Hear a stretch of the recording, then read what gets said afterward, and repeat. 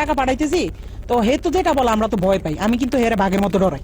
আমি না, আমাদের টিমের সবাই তারা বাঘের মতো ডরায়। কারণ মানে সে অন্যরকম মানুষ ভাই। সে ক্যামেরার ভিতরে একরকম, কিন্তু ক্যামেরার বাইরে খুব ডেঞ্জারাস একটা লোক। তারা কিন্তু সবাই ভয় পায়। ইউটিউব ইন্ডাস্ট্রিতে একটা টাইমে তার সবাই বাঘের মতো ভয় পাইতো। সবাই তার অফিসে ডাকাইতেছে। যারা যারা আমরা টিমের যারা যারা মানে ছাত্র আন্দোলনের সময় তার বিপক্ষে চলে গেছিলাম, তার বেল্টের বাড়ি আমার তো বেশি কেউ খায়নি। তো বেল্ট খুইলা আমার কুত্তার মতো পিড়াইতো। 2-3 মাস পরে হয়তো বা তার মাথাতে আবার ঢুকছে যে রাই কি কারো লগে আবার কিছু কইয়া লাইনি। হ্যাঁ, রাইরে আবার একটু দমক দিতে হইব। কেমনি বড় একটা নেতার সামনে হয়তো ফোন টোন দিলে আমি একটু ডরাই যাই। আমি তো ডরাইলে আসলে আমি কিন্তু ভয় পাই। তো হঠাৎ একদিন রাইতে আমি নোয়াখালী 10:30-11টার দিকে হঠাৎ একটা ভিডিও কল। তো ওই দেখে দিয়ে তো আবার তলপেটে কামড় দিয়েছে। আল্লাহ এতদিন পর হঠাৎ কল দিয়ে আবার কি জানি কি কয়। হঠাৎ ফোন দিয়ে কয়, শুন তোর লগে একজনের সাথে একটু কথা বলাই দিবে, বুঝছস রাহি?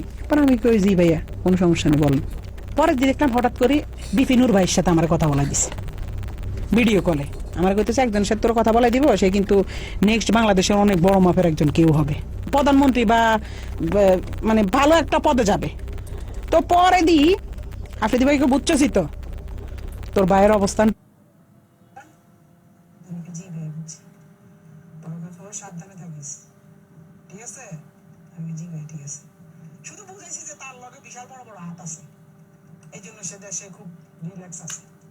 আগস্টের পরে 2-3 মাস সে আসে নাই। তখন আলহামদুলিল্লাহ বলছিলাম যে আল্লাহ সে না আসুক, সে তার মতো থাকুক, আমরা আমাদের মতো থাকি।